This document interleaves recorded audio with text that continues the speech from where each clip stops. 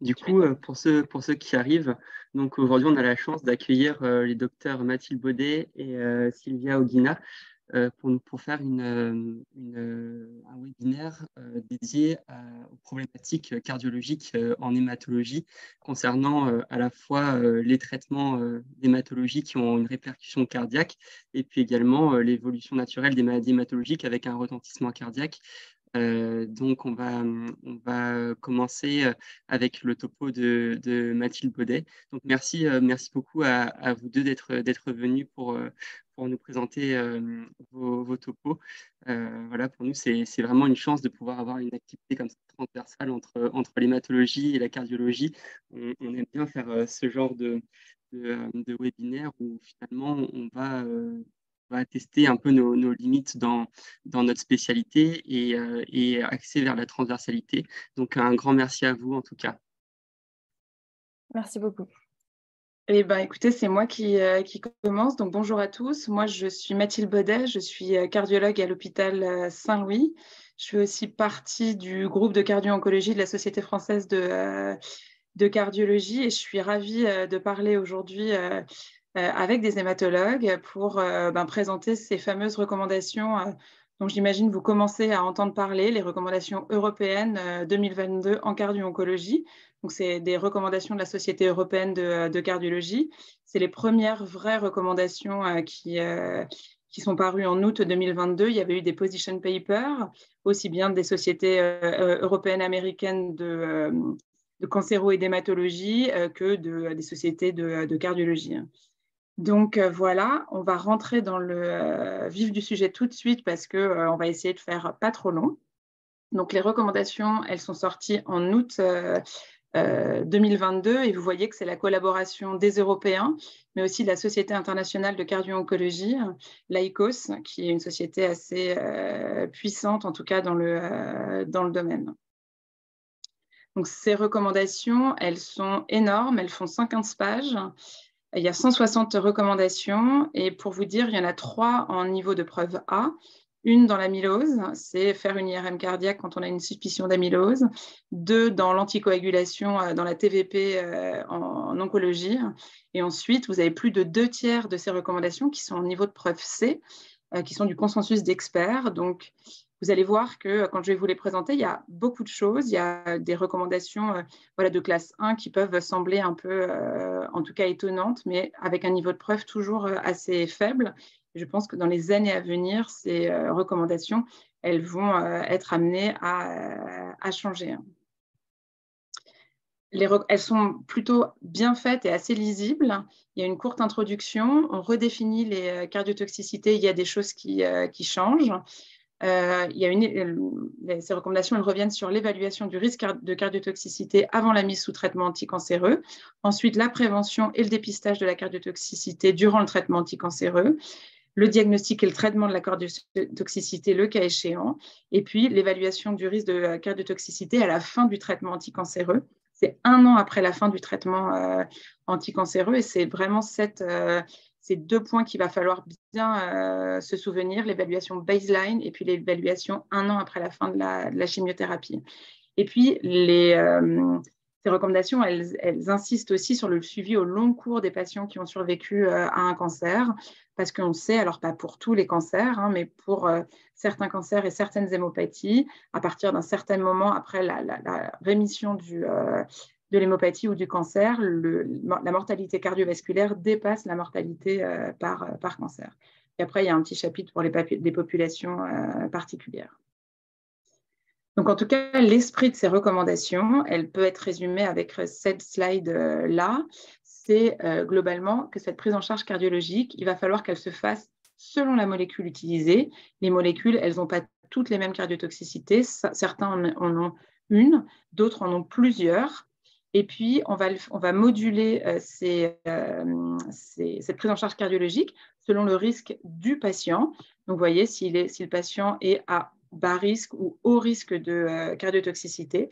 Et puis, on va prendre en charge le patient avant, pendant et tout au long du suivi post-cancer. Et c'est vraiment là un gros programme que de surveiller les survivants au cancer. Le but, en tout cas, de la cardio-oncologie, c'est à chaque étape de toujours faire que le risque de cardiotoxicité diminue au maximum pour que les patients puissent être traités au maximum de ce qui puisse être traité pour leur cancer en minimisant le risque de cardiotoxicité. Voilà. Hop. Donc, les traitements en hématologie qui vont être abordés dans ces recommandations, il y en a plusieurs. Alors, on ne pourra pas tous les voir aujourd'hui parce qu'on a voilà, une petite demi-heure pour que je vous présente tout ça. Mais globalement, on va en aborder quelques-unes. Il y a les anthracyclines, c'est probablement là où il y a le plus de niveau de preuve, même s'il reste quand même très faible et vous allez le voir. Le traitement du myélome et notamment les inhibiteurs du protéasome et les ITK, où il y a une large partie sur les inhibiteurs de BCR-Abelson et puis bien sûr les inhibiteurs de Bruton. Et puis la thérapie cellulaire aussi, il y a un petit paragraphe sur les CAR-T-cells et puis il y a aussi, en tout cas, une proposition de suivi des patients greffés de cellules souches hématopoïétiques dans l'auto ou dans l'allogreffe. Donc, nous, on va essayer de faire la dysfonction VG avec les anthracyclines. Dans les inhibiteurs de protéasome, je vous montrerai qu'il y a plusieurs toxicités, mais là, j'essaierai de vous aborder plutôt le problème de l'hypertension artérielle en hématologie avec des traitements pourvoyeurs. Et puis, pour les inhibiteurs de Bruton, on va plutôt parler fibrillation auriculaire. Et donc, comme je vous disais, ce qui va guider un peu notre chemin là, tout au long de ce topo, c'est l'évaluation baseline, la prévention et la surveillance pendant le traitement cardiotoxique, le traitement de la cardiotoxicité, le cas échéant, l'évaluation de fin de traitement et la surveillance au long cours. Donc, une évaluation cardiologique avant un traitement cardiotoxique, c'est quoi? En fait, c'est une vraie évaluation cardiologique. Ça a été très longtemps une FEVG pré-thérapeutique pour les anthracyclines. Et puis, ça a dû être plus avec l'arrivée des thérapies ciblées, parce que c'est des molécules qui ont donné beaucoup plus de complications et qui touchent toutes les sphères de la cardiologie. Donc, une évaluation cardiologique avant un traitement cardiotoxique, c'est un examen clinique, un électrocardiogramme, vous voyez, recommandation de classe 1, alors niveau de preuve C, un bilan des facteurs de risque cardiovasculaire et le traitement. Donc, les patients qui sont vus avant un traitement cardiotoxique, ils doivent avoir une prise de tension et ils doivent avoir un bilan lipidique et une hémoglobine glyquée ou une glycémie à jeun. C'est des patients aussi qui vont avoir un dosage des peptides, des biomarqueurs cardiaques, peptides natriurétiques et troponine, surtout quand il va y avoir une surveillance chimiothérapie par ces biomarqueurs.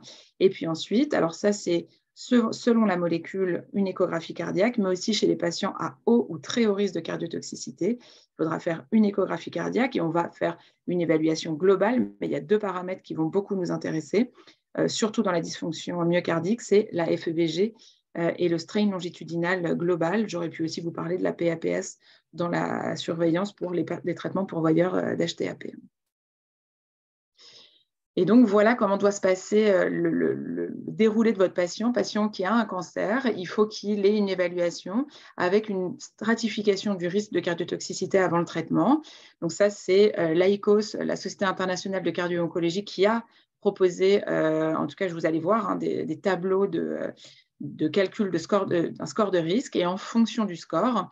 Et ça, c'est vraiment l'esprit, c'est de se dire les patients à bas risque, c'est des patients qui seront surveillés en oncologie et où le cardiologue peut intervenir, hormis s'il y a par exemple une échographie cardiaque à faire. Les patients à haut ou très haut risque, là, le cardiologue il va intervenir dès le début de la prise en charge et pendant tout le traitement. Et c'est là où beaucoup les cardiologues et oncologues ou hématologues vont discuter des traitements à mettre en place, que ce soit sur le plan cardiologique ou hémato-oncologique. Et puis après, il y a le patient à risque modéré. En fonction de la molécule, il sera plus ou moins surveillé par le cardiologue. Donc voilà la stratification du risque de cardiotoxicité selon l'AICOS. Donc ça fait peur comme ça, vous avez raison. Il y a beaucoup de bon sens dans cette classification. Donc, on va mettre en tout cas des points selon les antécédents cardiovasculaires des patients, selon les résultats de l'imagerie cardiaque et notamment de l'ETT, selon le dosage des biomarqueurs cardiaques, les facteurs de risque cardiovasculaire du patient, les traitements oncologiques en cours et les antécédents de traitement oncologique, et puis le mode de vie du patient, l'obésité, la sédentarité et puis le tabagisme. Et vous allez avoir un facteur qui peut aller qui va avoir différents poids allant de 1 point modéré à 2 points modérés ou haut ou très haut risque. Et puis, vous serez à très haut risque si vous avez un facteur à très haut risque, à haut risque si vous avez un facteur à haut risque ou beaucoup de facteurs de risque intermédiaire, et puis à faible risque si vous êtes à 0, puis le risque intermédiaire, c'est entre les deux. Et donc, vous avez vu, hein, ça dépend de chaque molécule. Donc là, je vous les ai toutes mises. Les anthracyclines, les anti-HER2 en oncologie, les anti-VEGF, les inhibiteurs de BCR-ABelson, les traitements du myélome multiple et les anti-BRAF, anti-MEK dans le traitement du mélanome, essentiellement. Donc, voilà. Et c'est là où commence un peu… Donc, vous voyez, c'est la première étape, c'était de stratifier votre risque. Donc, toute la question est… Qui fait cette stratification? Puisque vous voyez, quand on stratifie ce risque, on nous dit s'il est à bas risque, bah, globalement, il n'y a pas besoin d'un suivi cardiologique. Donc, à quel moment intervient le cardiologue? Est-ce que c'est les oncologues qui doivent faire la première évaluation, ECG, pression artérielle, le bilan lipidique, etc. Ça, ce n'est pas encore dit. Je pense que ça sera un peu plus clarifié après et que ça dépend aussi beaucoup des relations qu'il y a entre les hématologues et les cardiologues dans les services d'hématologie. Donc voilà, et dans les évaluations baseline, là je vous ai mis à peu près les traitements que vous utilisez en hématologie. Vous voyez que vous allez avoir donc l'ECG, la prise de tension, le bilan lipidique, etc. Et va se discuter ensuite sur le plan cardiologique la réalisation d'une ETT, donc pour les anthracyclines chez tout le monde. Et vous voyez par exemple pour d'autres traitements, notamment les carticelles, on va réaliser une échographie cardiaque par exemple, mais avec des niveaux des classes en tout cas plus ou moins fortes. Et puis pareil pour les dosages de biomarqueurs. Certaines fois, vous ne doserez pas les biomarqueurs, certaines fois, vous devrez les doser et de façon modulée en fonction du risque de cardiotoxicité de vos patients. Vous aurez toutes les slides pour pouvoir relire tout ça. La stratégie de cardioprotection, c'est quoi? C'est la prise en charge des facteurs de risque cardiovasculaire. On ne laisse pas passer un patient hypertendu en disant bon, il a un cancer, on a autre chose à faire que lui traiter son hypertension. Ben non, parce qu'une hypertension pas traitée, c'est un risque de faire de l'hypertension en plus si le patient reçoit un traitement pourvoyeur d'HTA ou de faire de l'insuffisance cardiaque. Donc voilà. Et puis, on va, chez les patients à haut ou très haut risque, on va aller au-delà de ça. On va toujours discuter s'ils sont à haut ou très haut risque, l'utilisation de la drogue cardiotoxique incriminée et puis des traitements cardioprotecteurs, les IEC, les bêta-bloquants et les statines, et ça, j'y reviendrai. Et donc ensuite, c'est là aussi où on va, les recommandations insistent sur cette fameuse évaluation. Donc, vous avez la surveillance pendant le traitement, puis l'évaluation à 1 an, qui va vous permettre d'organiser l'évaluation au long cours, les suivis au long cours du patient. Excusez-moi juste une seconde. Hop. Et donc, ce n'est pas dit comme ça, mais en tout cas, l'esprit de ces recommandations, c'est de dire qu'il faut que hématologues, oncologues, cardiologues puissent discuter. Et donc, si on veut pouvoir évaluer un patient, il faut que nous, cardiologues, on sache quel type de cancer il a et quel type de traitement il a déjà reçu et lesquels vont être envisagés. Parce que pour nous, et pour en tout cas vous répondre correctement, pour estimer le risque de cardiotoxicité, mettre en place notre stratégie de cardioprotection et organiser la surveillance du patient, on a besoin d'avoir ces éléments-là. Et idéalement, il faudrait que les patients arrivent à la consultation du cardiologue avec déjà le bilan lipidique, l'hémoglobine glyquée, le dosage des biomarqueurs. Et en faisant ça, on va pouvoir donner le meilleur traitement aux patients et par exemple, que le cardiologue dise ben non, tu vois, là, je crois que tu peux lui faire des anthracyclines full dose et donc ne pas, on va dire, sous-traiter le patient sur le plan hématologique et à l'inverse, en tout cas, nous aussi pouvoir moduler pour éviter au maximum qu'il y ait de la cardiotoxicité par la suite. Donc, si on s'intéresse aux anthracyclines, donc les anthracyclines, vous savez, c'est pourvoyeur de toxicité myocardique, donc d'insuffisance cardiaque. Et donc, si on devait définir la cardiotoxicité myocardique au traitement anticancéreux, eh ben, voilà ce que nous proposent les nouvelles recommandations. Alors, je ne sais pas si vous vous souvenez, avant, c'était assez simple. La définition de la cardiotoxicité, c'était une baisse de la fraction d'éjection du ventricule gauche de 10 points avec une FEVG qui passait en deçà de 50%. Et elle était symptomatique ou non symptomatique. Cette définition, pour moi, elle a été complexifiée parce qu'elle a fait rentrer plusieurs notions. Donc, on rentre dans la cardiotoxicité en regardant est-ce qu'elle est symptomatique ou asymptomatique. Si elle est symptomatique, on va regarder le degré de sévérité, et c'est surtout le traitement qui va être mis en place. Elle est très sévère si on doit mettre un traitement inotrope. Elle va être sévère si le patient doit être hospitalisé. Elle va être moyenne si le patient nécessite un traitement diurétique, mais à domicile. Et elle sera modérée si c'est de l'insuffisance cardiaque à minima qui ne nécessite pas de traitement. J'avoue que je connais peu cette entité. Et puis, elle va être, quand elle sera asymptomatique, on va surtout s'intéresser à la fraction d'éjection. Et vous voyez que quand la cardiotoxicité est symptomatique, la fraction d'éjection ne rentre jamais en compte, ce qui, à mon sens, est quand même un petit peu réducteur. Et puis, donc, quand elle est asymptomatique, vous voyez qu'elle va être sévère, moyenne ou modérée. Et donc là vont entrer ces nouvelles notions. Donc, c'est la fraction d'éjection de moins de 40%, vous êtes sévère. Et ensuite, vous retrouvez notre définition de la cardiotoxicité qu'on connaît, la baisse de la FEVG de 10 points avec une FEVG à moins de 50%, ou la baisse de la FEVG de moins de 10 points, mais avec une FEVG entre 40 et 49%. Et là, on fait intervenir nos marqueurs précoces de survenue de cardiotoxicité, que sont les biomarqueurs cardiaques, la troponine ou les peptides natriurétiques, ou une variation du strain longitudinal global de plus de 15%. Juste pour vous rappeler, le strain longitudinal global, si vous voulez, un cœur qui se contracte, c'est un cœur qui se contracte dans 3 dimensions, et notamment en longitudinal, comme ça, il peut se contracter en radial, et il peut se tordre aussi. Et on est capable de maintenant, de façon assez facile, et beaucoup de cardiologues l'ont implémenté dans leur machine, d'évaluer cette fonction longitudinale qui est souvent altérée avant même l'altération de la fraction d'éjection. Et donc, vous pouvez aussi avoir une cardiotoxicité myocardique modérée. Vous gardez une fraction d'éjection normale, vous n'avez pas de signe d'insuffisance cardiaque, mais vous avez soit l'élévation des biomarqueurs cardiaques, soit une variation du strain de plus de 15%. Et quand on parle d'élévation des biomarqueurs cardiaques, on parle d'une troponine supérieure au 99e percentile du laboratoire et d'un NT-proBNP à plus de 125 ou d'un BNP à plus de 25. Et donc, si on doit évaluer le risque de cardiotoxicité d'un patient qui doit recevoir des anthracyclines, je vous ai dit, c'est beaucoup de bon sens.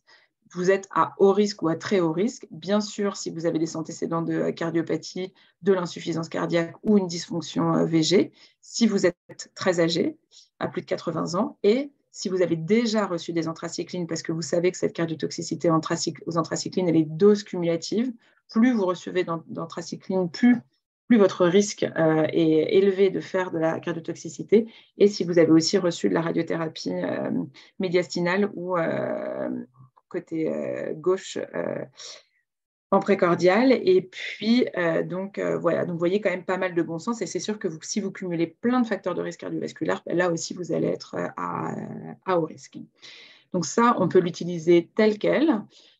C'est-à-dire vous avez le tableau et vous cochez pour votre patient, et l'ESC a fait une application que vous pouvez télécharger, et alors je pense qu'il faut quand même être membre de l'ESC, et il y a une application où vous cochez oui, non pour vos patients, et il vous donne le score de risque à la fin, et on est en train de travailler, en tout cas avec la Société française de cardiologie, pour pouvoir proposer un outil simple qui pourrait être implémenté pour les consultations de cardio-oncologie. La stratégie de cardioprotection chez les patients qui vont recevoir des anthracyclines, je vous l'ai dit, prise en charge des facteurs de risque cardiovasculaire et discuter l'utilisation des anthracyclines ou mettre en place un traitement cardioprotecteur. Donc, dans le traitement oncologique, c'est là où on va discuter. Est-ce que chez un patient à haut ou très haut risque, on peut faire des anthracyclines full dose? Est-ce qu'il faut baisser les doses? Est-ce qu'il faut mettre des anthracyclines liposomales? Ça, c'est une discussion à avoir. Et puis, nous, sur le plan cardiologique, pour les anthracyclines, on nous recommande chez les patients à haut ou très haut risque de mettre des IEC et des bêta-bloquants avant le traitement par anthracycline. Et puis, de mettre, et ça marche aussi pour les autres traitements qui donnent de la cardiotoxicité, et puis myocardique. Et puis, on nous recommande aussi, chez les patients à haut ou très haut risque, de mettre des statines, recommandation classe 2A, niveau de preuve B. Ça repose sur une grande étude de cohorte et deux études randomisées où une étude montre qu'il n'y a pas d'intérêt aux statines, l'autre montre, en tout cas, quand on exclut les cancers du sein, quand on prend que des lymphomes, que ça aurait probablement un intérêt qui vient d'être publié là tout récemment. Donc, vous voyez le niveau de preuve B, on n'est pas non plus dans du délire de preuve. Donc voilà, donc moi, voilà, à titre personnel, je ne mets pas de statine à mes patients qui vont recevoir des anthracyclines à haut ou très haut risque, mais discuter IEC et bêta-bloquants, ça peut être des choses qui sont importantes. Alors, on peut discuter aussi les IEC, de les mettre un tout petit peu après le début de la chimiothérapie, surtout au moment quand il y a un risque de syndrome de Lise. Mettre des IEC, c'est peut-être pas juste avant, c'est peut-être pas le meilleur moment. Donc, on peut discuter de retarder un tout petit peu la mise en route de ces traitements-là. C'est là aussi où il est important de pouvoir discuter des traitements ensemble. Alors, comment on va surveiller un patient sous anthracycline? Vous voyez, avant, toute la surveillance, elle était basée sur la chimiothérapie du cancer du sein. Et ça a changé. Maintenant, la surveillance, elle est basée sur un régime de chimiothérapie et de CHOP avec 6 cures à 50 mg/m² d'anthracycline. Donc, vous voyez que cette surveillance, elle va vraiment dépendre du risque de votre patient. Le patient à bas risque, il va être évalué en échographie baseline et 1 an après la fin de la chimiothérapie. Ça peut éventuellement se discuter après. Alors, vous voyez, c'est C4, donc c'est 200 mg/m², mais dans le texte, c'est bien après une dose cumulée de plus de 250 mg/m². Petite erreur d'étiquette là.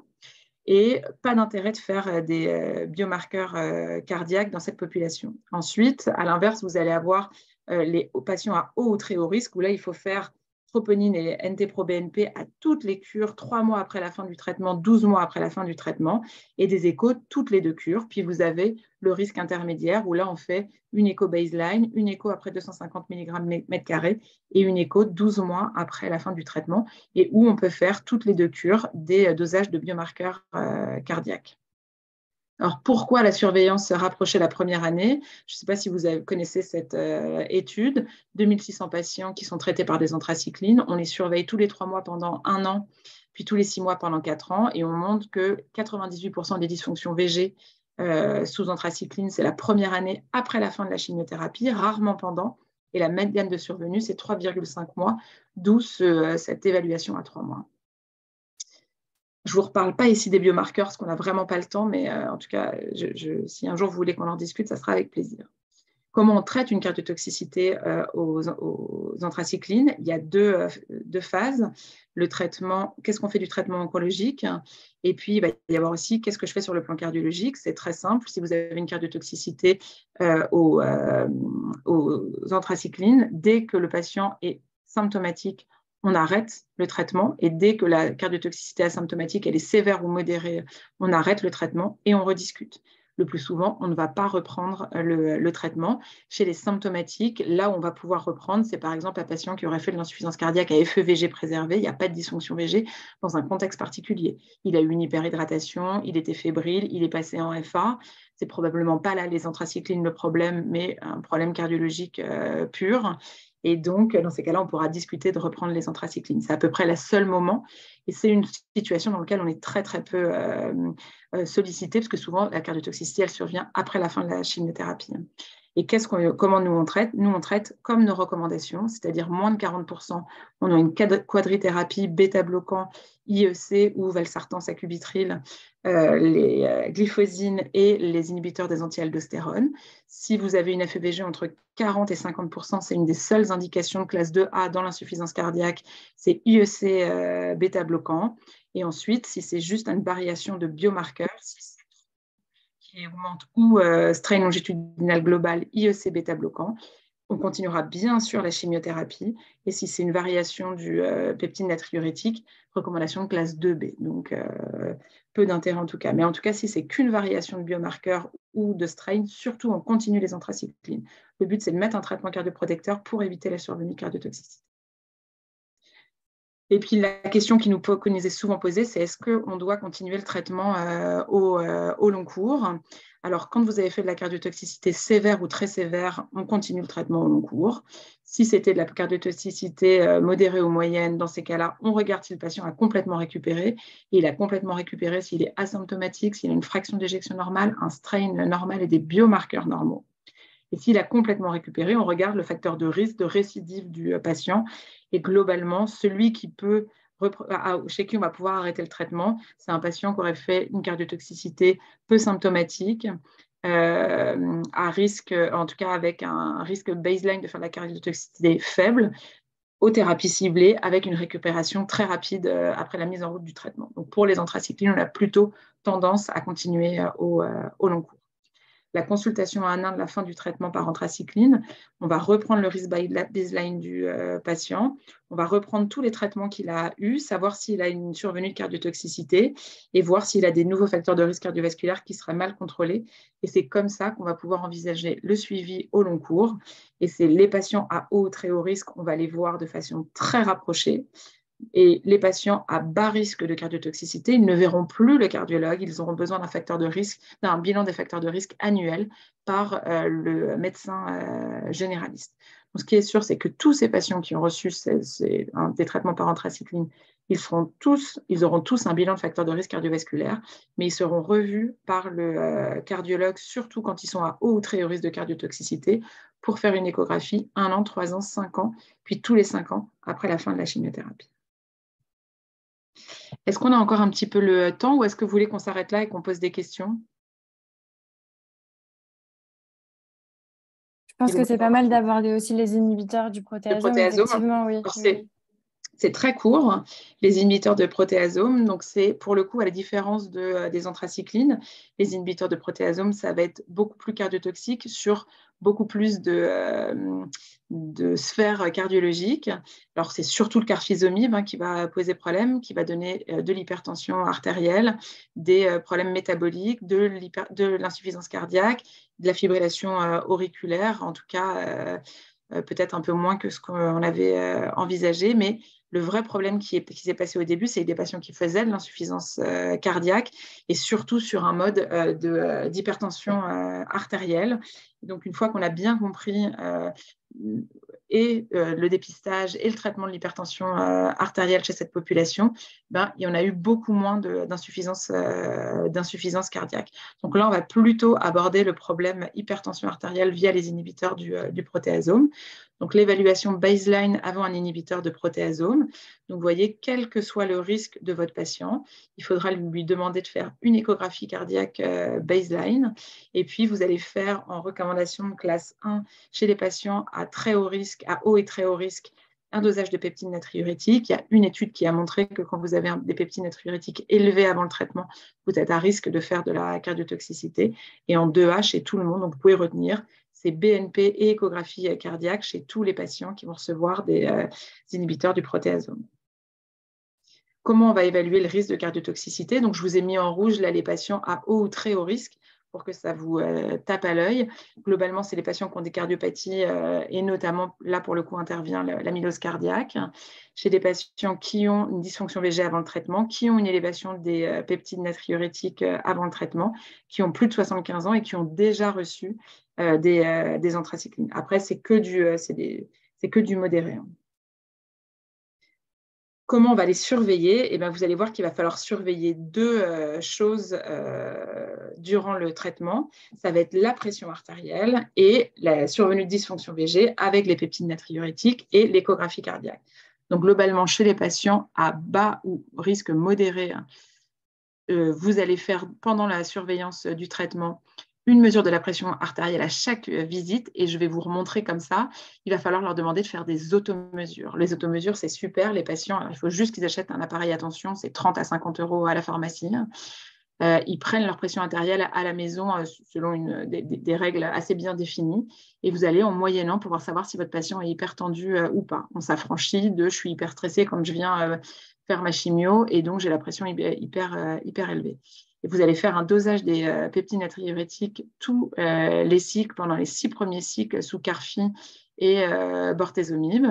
Et on peut proposer, mais c'est plutôt pas réalisé, une échographie tous les 3 cycles. Et quand vous êtes à haut ou très haut risque, vous allez faire la même surveillance de la pression artérielle, la même surveillance des peptides natriurétiques, mais là, vous alliez ajouter une échographie cardiaque tous les 3 cycles. Vous voyez, ça, pareil, je pense que ça sera amené à être revu pour les prochaines recommandations, une fois qu'on aura bien compris comment surveiller et traiter l'hypertension artérielle. Je ne parle pas de l'amylose cardiaque parce que ça sera le sujet d'après.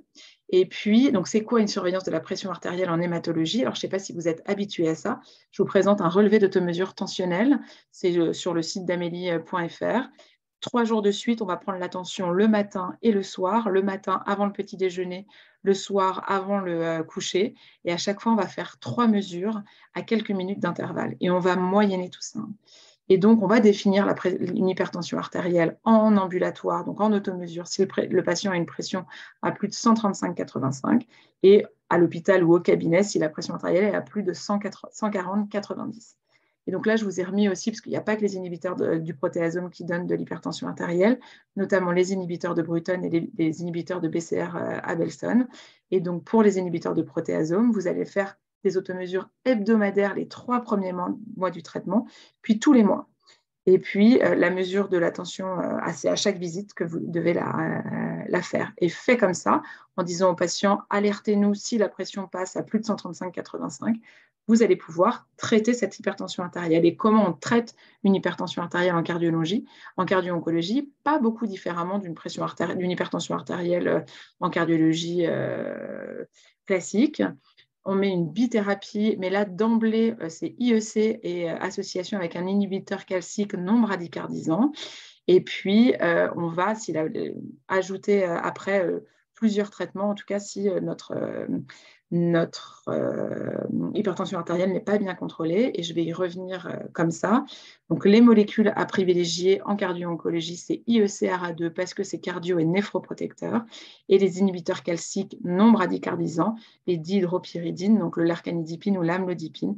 Et attention, vous allez voir que en cardio-oncologie, diltiazem et verapamil, c'est des inhibiteurs du cytochrome P450. Il y a plein d'interactions médicamenteuses, surtout avec les ITK. Donc, il ne faut pas les utiliser chez ces patients-là. Donc, s'ils les ont, il faut les arrêter. Et surtout, il ne faut pas les introduire. Après, attention aux diurétiques. Et c'est pour ça qu'on nous dit IEC-ARA2 et inhibiteur calcique. Ce n'est pas une contre-indication, les diurétiques, mais attention au risque de déshydratation, d'insuffisance rénale, etc. Et puis après, les traitements de 3e intention, c'est les bêta-bloquants, les alpha-bloquants, les centraux, les dérivés nitrés, etc. Je vois une petite question sur le chat, peut-être. Très bien. Et je pense qu'on en arrive à bientôt. Et donc, si j'ai la survenue d'une hypertension artérielle en cours de traitement qui est pourvoyeur d'hypertension, je traite ma tension et on se pose toujours la question, quand est-ce que j'arrête mon traitement? Eh bien, on arrête le traitement en cas d'urgence hypertensive, c'est une hypertension artérielle avec une atteinte d'organes, ou si la pression artérielle est à plus de 180-110. Et quand est-ce qu'on le reprend? On le reprend en discutant avec le cardiologue et l'oncologue, et on le reprend souvent quand la pression artérielle est à moins de 160-100, et on discute là de la reprise éventuellement, si possible, à un palier inférieur, suivant les molécules qui sont données. Donc un patient qui a 16, 17, même 18 de tension, on peut continuer le traitement, mais il faut bien traiter le patient, et surtout qu'il soit surveillé pour qu'on vérifie que le traitement soit efficace et qu'il ne faille pas monter le traitement antihypertenseur. Et donc voilà, alors je vais passer ça, on est d'accord? Je pense qu'on peut dire un mot de chaque molécule, les grandes lignes. Oui. Donc les inhibiteurs de Bruton, donc grand pourvoyeur, je vous l'ai dit, d'hypertension artérielle, mais surtout de fibrillation atriale et un tout petit peu d'arythmie ventriculaire, très rare mais très grave. Donc voilà, mais ce qui va nous poser surtout problème, c'est la survenue de fibrillation auriculaire. Alors, ces recommandations, elles ne disent pas grand-chose sur les IBTK. Et après, je pense qu'il faut rester classique. Il faut faire une consultation de cardio-oncologie, bien faire un électrocardiogramme, vérifier que notre patient n'est pas en fibrillation auriculaire, faire attention au traitement que le patient prend. Est-ce qu'il est sous antiagrégant plaquettaire? Est-ce qu'il est sous anticoagulants? J'y reviendrai un petit peu plus tard. Et est-ce qu'il a des symptômes d'arythmie? Est-ce qu'il faut faire des biomarqueurs? C'est un point d'interrogation. Moi, j'avoue que maintenant, en baseline, je fais assez facilement des biomarqueurs et au moins des peptides natriurétiques. Donc voilà. Et puis, la surveillance cardiovasculaire d'un patient sous IBTK, on s'est posé la question, est-ce qu'il faut faire des haltères ECG dans le dépistage systématique de la fibrillation auriculaire Il n'y a pas tellement d'apport, en tout cas, il y a une étude qui nous montre ça, qu'il n'y a pas tellement d'apport du Holter-ECG. Donc, il faut dire aux patients, voilà, si vous avez des palpitations, un malaise, des choses comme ça, il faut venir nous voir en urgence. Si le patient vous dit qu'il a des palpitations, qu'il a un rythme sinusal, faire à ce moment-là un Holter-ECG. Pour vous, hématologue, où ce n'est pas toujours facile d'avoir un électrocardiogramme à chaque consultation, prenez le pouls de votre patient à chaque consultation. Et puis, on peut penser aussi à la montre connectée. Il y a les Apple Watch et il y a d'autres montres maintenant qui sont capables de détecter la fibrillation auriculaire. Donc, si on devait faire globalement une surveillance en cardiologie, on dit plutôt, en tout cas, un électrocardiogramme tous les 3 mois et plus rapide si le patient est symptomatique, et la surveillance tensionnelle en automesure hebdomadaire tous les 3 mois, toutes les semaines, les 3 premiers mois, puis tous les mois, et puis ensuite la mesure à chaque consultation en hématologie ou en cardiologie. Qu'est-ce qui se passe si le patient passe en FA sous inhibiteur de Bruton? Alors, la première question, c'est faut-il arrêter le traitement par inhibiteur de Bruton? Globalement, si la fibrillation atriale est bien tolérée, il ne faut surtout pas arrêter le traitement. Il faut poursuivre le traitement et on va ralentir la fibrillation atriale. Et pourquoi on va ralentir cette fibrillation atriale? Parce que l'inhibiteur de Bruton, c'est une molécule pro-arythmogénique. Donc, ce qu'on veut, c'est surtout la continuer. Donc, si on essaye de réduire le patient, il y a un grand risque qu'il repasse en fibrillation auriculaire. Et puis, la deuxième chose, c'est que vous allez voir que les inhibiteurs de Bruton, il y a pas mal d'interactions médicamenteuses. Donc, quand on a une FA en cardio-oncologie, on regarde, est-ce que le patient est hémodynamiquement stable? Oui. Donc, on a des traitements, on a des choses qui sont traitables et qui pourraient donner cette fibrillation auriculaire. Le patient a 2 de potassium, remontons-lui son potassium.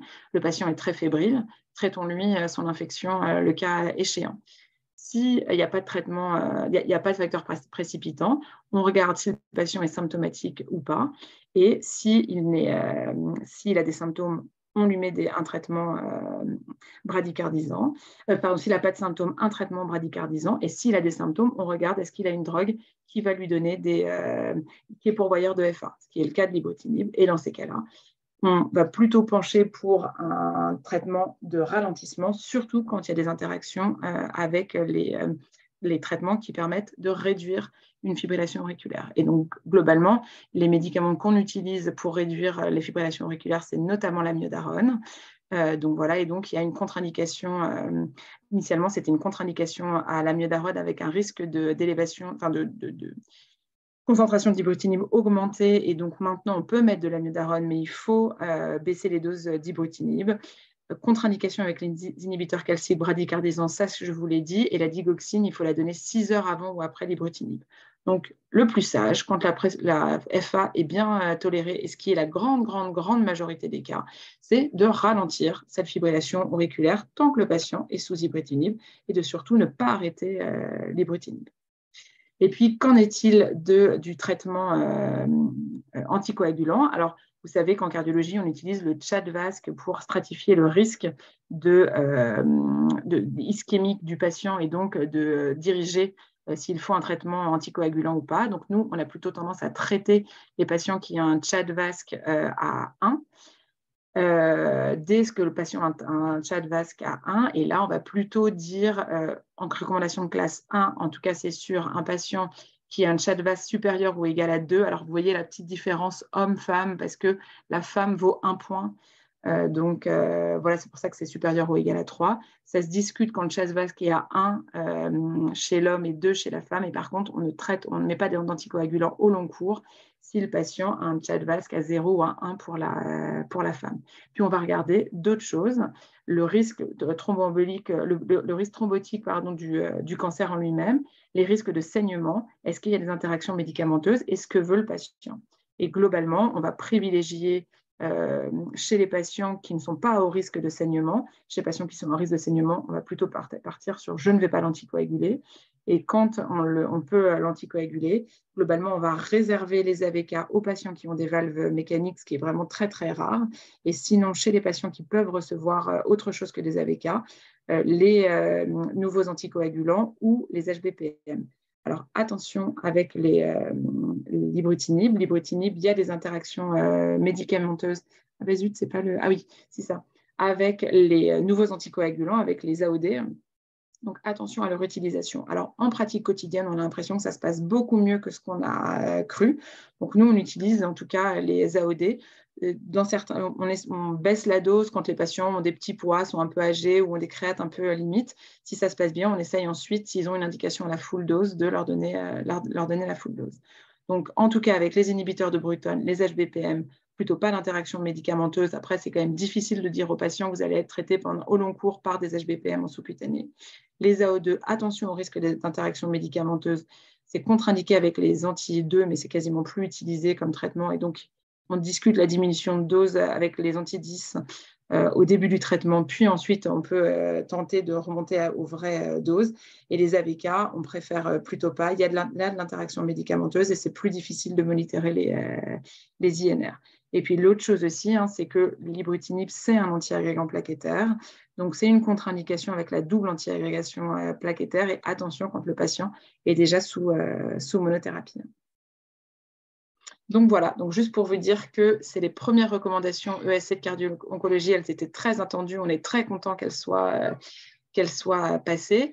L'esprit de la prise en charge en cardio-oncologie dans ces recommandations, c'est qu'elle doit toujours se faire selon la molécule, selon le risque de cardiotoxicité, je ne sais pas, mais on nous voit, et avant, pendant et après le traitement. Que son application en pratique quotidienne, elle peut paraître encore complexe, mais probablement qu'au fur et à mesure du temps, tout ça va être affiné pour qu'on puisse les utiliser au mieux. Et en tout cas, ça, c'est ce qui est sûr, c'est qu'il faut qu'on continue à collaborer comme on le fait ce soir, lors de petites réunions ou en discutant avec nos collègues hématologues et cardiologues pour prendre en charge au mieux nos patients. Et voilà, je vous remercie de votre attention. Merci beaucoup. C'était très complet. C'est les traitements qu'on utilise là pour le coup de façon très fréquente. Les anthracyclines, c'est dans les hémopathies myéloïdes, lymphoïdes. Et c'est vrai que l'ibrutinib va maintenant prendre de plus en plus de place. Alors,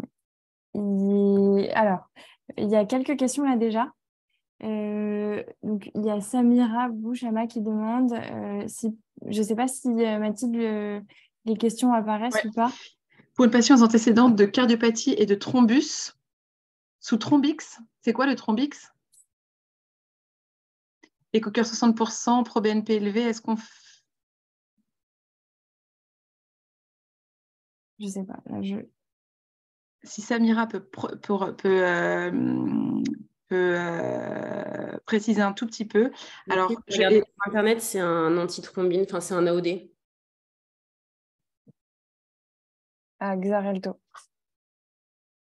Alors, globalement, c'est rare qu'on contre-indique un inhibiteur du protéasome. Si le patient a une FEVG à 60% et des pro-BNP élevés, il faut essayer de comprendre pourquoi il a des pro-BNP élevés. Des fois, c'est parce qu'il fait de l'insuffisance cardiaque à FEVG préservée, donc est-ce qu'il est symptomatique? Puis des fois aussi, c'est parce qu'il a l'insuffisance rénale, donc il a un T-pro-BNP plus élevé que la normale, mais parce qu'on sait qu'il est très dépendant aussi de la fonction rénale, par exemple. Vérifier que ce ne soit pas non plus une amylose, mais c'est très rare qu'on contre-indique. La seule chose, c'est qu'on va faire attention à tout ce que je vous ai dit. Est-ce que sa pression artérielle est bien contrôlée? S'il a l'insuffisance cardiaque à FEVG préservée, est-ce qu'il est bien diurétiqué? Est-ce qu'il a le traitement donc le traitement de l'insuffisance cardiaque à FEVG, maintenant on a les glyphosines et puis on a surtout la prise en charge des facteurs de risque cardiovasculaires. Et en tout cas, pour moi, ce n'est pas du tout une contre-indication en tout cas, ne pas mettre des inhibiteurs du protéasome, mais surtout, là, ça va nous demander une surveillance vraiment très, et par le cardiologue du patient, éventuellement à chaque cure au début pour vérifier qu'il ne décompense pas, qu'il ne monte pas sa pression artérielle. Alors, quid de la population pédiatrique? Alors, c'est vrai que dans la surveillance, on ne parle pas beaucoup de population pédiatrique, je ne vous ai pas montré, mais on parle des survivants, des enfants traités qui sont survivants à l'âge adulte, et pour le coup, eux, c'est des patients à très haut risque et donc il faut les suivre comme des patients à très haut risque. Donc, c'est des patients qui vont être suivis après leur cancer à 1, 3, 5 ans, puis ensuite tous les 5 ans en échographie cardiaque pour ceux qui ont reçu des anthracyclines et de la radiothérapie.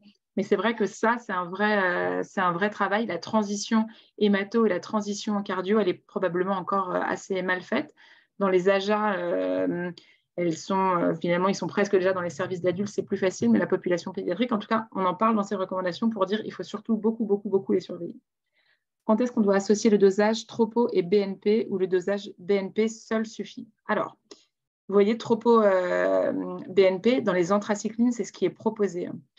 Autant où la troponine, il y a des données dans la littérature qui disent qu'une élévation de troponine sous anthracycline, c'est prédictif de survenue de dysfonction VG, c'est prédictif de survenue d'événements cardiovasculaires au long cours, et si vous le traitez par IEC, vous diminuez votre risque de dysfonction VG et d'événements cardiovasculaires, autant où dans le BNP, il y a une étude positive, toutes les autres sont nulles, les méta-analyses sont négatives, et donc on est quand même assez étonné de voir le BNP arriver en classe 1, et vous avez vu qu'en plus, ça n'a aucune incidence si vous élevez votre BNP, recommandation de classe 2B de mettre des IEC, des bêta-bloquants.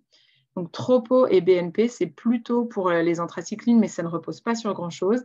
Et ensuite, pour les autres, donc notamment pour les inhibiteurs de Bruton, c'est là où on va faire aussi, les inhibiteurs du protéasome, pardon, c'est là où on va faire du BNP. Donc, BNP ou NT-proBNP, c'est la même chose, ça dépend du laboratoire. Enfin, c'est pas la même chose, mais c'est des peptides natriurétiques. Et donc, ça dépend du laboratoire où vous envoyez vos dosages. Ah, le thrombique, c'est le Xarelto. J'avais une question sur la toxicité immédiate, en fait, parce que là, on parle beaucoup de toxicité chronique, mais j'ai l'impression, après, c'est peut-être juste du vécu, hein, mais que parfois, on se pose quand même la question d'une toxicité aiguë des anthracyclines. Est-ce que ça existe, une toxicité aiguë du carfilzomib? Alors, le carfilzomib, c'est une toxicité aiguë, c'est pendant le traitement. Le plus souvent, ce n'est pas forcément tout de suite au début de la cure, mais ça se passe quand même volontiers pendant le traitement. Dans les anthracyclines, ce qui a été appelé la toxicité aiguë, ça a été beaucoup les troubles du rythme, et notamment la FA sous anthracycline. Et après, on peut avoir de l'insuffisance cardiaque per anthracycline, c'est rare, et le plus souvent, c'est de l'insuffisance cardiaque à FEVG préservé. Dans les anthracyclines, je ne sais pas si vous vous êtes beaucoup posé la question, est-ce que vous avez eu beaucoup de dysfonction VG sous anthracycline pendant les anthracyclines, ou alors c'est des patients qui ont déjà reçu des anthracyclines avant. Alors, le cancer du sein, qui fait le lymphome secondaire, et en fait, on est déjà sur des doses, et c'est souvent, c'est la dose qui fait vriller le patient. Et nous, on voit ça aussi dans le cancer du sein. C'est la petite dose en trop, quoi. Avec l'hydratation en plus. Voilà, exactement. Okay, et c'est là où la discussion avec le cardiologue, c'est vrai qu'appréhender cet FEVG préservé avec l'hydratation, la FA, la FIEF, c'est là où le cardiologue il peut vous aider en tout cas. Oui, parce que nous, on fait toujours énormément d'hydratation et je sais que parfois on précipite les choses. Donc, il y a un équilibre à trouver qui est toujours très, très compliqué entre fragilité cardiaque et toxicité rénale des chimiothérapies. Est-ce qu'on va peut-être passer au topo suivant de Sylvia Oghina sur l'amylose? Merci beaucoup, Mathilde. Merci jamais, je ne sais pas si vous serez encore là en fin de topo, mais peut-être qu'on pourra, s'il y a encore des questions, éventuellement les évoquer, mais il faut qu'on avance. Merci beaucoup. Merci à vous. Merci Mathilde. Et du coup, merci beaucoup de m'avoir invité à vous parler aujourd'hui d'amylose cardiaque de manière un peu générale. Donc, Sylvia Oghina, je suis cardiologue au CHU Henri Mondor à Créteil et on est centre de référence national des amyloses cardiaques, à pas confondre avec Limoges pour les amyloses AL. Et donc, du coup, forcément, on fait un peu des deux. Donc, on va commencer par parler d'amylose AL et de la place de l'hématologue qui est centrale dans cette maladie. Mais vous allez voir comment en cardio-oncologie, en fait, on a vraiment besoin de travailler ensemble pour ces patients, enfin, surtout pour les stades 2 et 3. Et puis, je finirai le topo par quelque chose qui me semble très important, parce que je pense que c'est l'avenir de l'embêtement que vont vous apporter les cardiologues sur le diagnostic des amyloses à transthyrétine, qui est un peu la nouveauté des 10 dernières années dans le domaine des amyloses cardiaques. Donc, pourquoi s'intéresser aux amyloses L ? C'est effectivement une maladie rare, mais peut-être en fait sous-diagnostiquée. On estime aujourd'hui en France à 700 nouveaux cas par an, avec des patients qui ont un âge moyen au moment du diagnostic de 65 ans. Et surtout, c'est une maladie qui a un pronostic qui est très sombre et qui est principalement grévé par le retard diagnostique, avec, comme vous pouvez voir sur cette étude, plus de 50% des patients qui voient 5 docteurs, 5 spécialistes d'organes avant de se voir poser le diagnostic d'amylose AL, avec... clairement, ça a été prouvé dans la littérature, il y a un vrai impact pronostic de ce retard. Et donc, je pense que plus on est nombreux à y penser, et mieux c'est. Et vous êtes, en tant qu'hématologue, clairement au centre du diagnostic de ces patients, parce que c'est une maladie qui survient dans l'évolution en général d'une gammapathie monoclonale de signification indéterminée. Et donc, je vous ai mis cette diapo parce que j'ai l'impression que vous connaissez très bien le risque évolutif du MGUS vers un myélome multiple agressif. Mais que la stratification du risque vers l'évolution d'une amylose AL, en fait, est très méconnue. Et effectivement, j'ai trouvé qu'un seul papier dans la littérature qui est cette méta-analyse qui montre que globalement, sur premier papier qui date de 2004, 241 MGUS, il y en a 8 qui évoluent vers une amylose AL, et sur 1300 MGUS dans un papier de 2002, il y a 10 amyloses AL. Donc, c'est clairement beaucoup moins que le risque évolutif vers le myélome, mais quand même. Et donc, dans les recommandations, vous allez voir, vont plutôt dans ce sens-là. Les recommandations faites pour les hématologues, en disant que globalement, l'amylose AL, il faut y penser quand on sait que le patient est suivi pour une gammapathie monoclonale de signification indéterminée qui commence à développer des symptômes évocateurs d'amylose. Donc, en l'occurrence, une dyspnée évocatrice d'une cardiomyopathie, des symptômes digestifs, une macroglossie, un syndrome néphrotique, une neuropathie ou un purpura. Et c'est vrai que dans ce papier-là, on ne parle pas de l'usage des biomarqueurs cardiaques, mais à force de travailler avec les hématologues de Mondor, eux ont commencé à faire systématiquement dans le suivi du MGUS des biomarqueurs, et vous allez voir que ça apparaît maintenant dans un papier de Blood de 2020. Les signes extracardiaques des amyloses de manière générale, mais en particulier des amyloses AL, sont multiples. C'est vraiment l'archétype d'une maladie systémique. Donc, au niveau du cœur, l'atteinte cardiaque est clairement pronostique. Et je vais vous parler des complications cardiologiques, mais principalement, ça va donner de l'insuffisance cardiaque chez les patients, avec des patients qui vont prendre du poids, développer des signes d'insuffisance cardiaque droite avec des œdèmes des membres inférieurs et des signes d'insuffisance cardiaque gauche avec de la dyspnée. Les trucs qui sont décrits comme vraiment caricaturaux, c'est les ecchymoses périorbitaires que vous voyez ici en haut. La macroglossie, il faut toutefois savoir que ça, c'est des choses qu'on peut voir dans l'autre type d'amylose qui peut toucher le cœur, qui est l'amylose à transthyrétine. Il peut y avoir des atteintes linguales. Il y a bien sûr, d'un point de vue rénal, le syndrome néphrotique. Il y a du purpura vasculaire. Il peut y avoir de la neuropathie périphérique. Enfin bref, les atteintes extracardiaques sont multiples. Et tout ça doit faire évoquer, encore une fois, le diagnostic d'amylose AL. Mais ce qui m'inquiète, moi, c'est qu'il y a de plus en plus, on voit arriver des patients avec des atteintes cardiaques isolées, et le fait qu'il n'y ait pas le cortège de symptômes extracardiaques typiques ne doit absolument pas faire exclure le diagnostic. Ça, c'est le PNDS qui a été publié il y a moins d'un mois, qui donc nous précise que les atteintes rénales, c'est dans 2/3 des cas, souvent un syndrome néphrotique, mais pas forcément. L'atteinte cardiaque est fréquente dans 70% des cas, et encore une fois pronostique. D'un point de vue neurologique, c'est plutôt de la neuropathie sensitive, donc avec un EMG qui, s'il n'étudie pas les petites fibres, peut tout à fait être prise en défaut, avec une neuropathie dysautonomique, de l'hypotension orthostatique, de l'incompétence chronotrope, donc un patient qui peut être dyspnéique aussi parce qu'il n'accélère pas sa fréquence cardiaque. L'atteinte digestive, quand elle est présente, elle parle souvent avec un patient qui va perdre du poids avec une altération importante de l'état général et souvent des diarrhées assez importantes. Et l'atteinte hépatique, pour le coup, elle est cliniquement rarement signifiante. Quand elle est signifiante et que le patient est ictérique, on est franchement sur les pronostics les plus péjoratifs. Elle n'est présente que dans 30% des cas, mais encore une fois, il y a un impact pronostique fort. Et donc ça, c'est le fameux papier de Blood de 2020 qui vous montre qu'en fait, posez la question de savoir quand est-ce qu'il fallait penser à l'amylose AL. Et donc là, vous avez à gauche, je vous ai agrandi la figure, une indication à suivre les patients pour une gammapathie monoclonale de signification indéterminée et qui aurait un excès de chaîne légère, parce que quand même dans la plupart des cas, dans l'amylose AL, il y a un excès de chaîne légère, par les biomarqueurs cardiaques, le NT-proBNP, au minimum, nous on fait aussi la tropo, et puis l'albuminurie et les phosphatases alcalines pour l'atteinte hépatique. Une fois qu'on s'est posé la question, il va falloir absolument avoir une preuve histologique, donc on va effectivement commencer par le moins invasif possible, la biopsie des glandes salivaires, qui a plutôt un taux de sensibilité autour de 70 à 80% des cas dans les amyloses AL. avec 2 types de prélèvements. Un prélèvement qu'on va inclure en paraffine qui va nous répondre si oui ou non il y a des dépôts congophiles. Et puis, on va pouvoir faire de l'immunohistochimie dessus et un prélèvement congelé pour pouvoir faire l'immunofluorescence et du coup, savoir s'il y a une monotypie, kappa ou lambda en fonction de la chaîne légère excédentaire. Nous, notre parti pris à Mondor, c'est vraiment que, compte tenu de la sensibilité des autres biopsies extracardiaques, type biopsie de graisse abdo ou biopsie rectale, qui sont beaucoup plus faibles que les biopsies des glandes salivaires, si la biopsie des glandes salivaires ne montre pas de dépôt d'amylose, on va directement à l'organe atteint, c'est-à-dire la ponction biopsie rénale ou cardiaque, parce que, encore une fois, vraiment, on est dans l'urgence diagnostique et thérapeutique.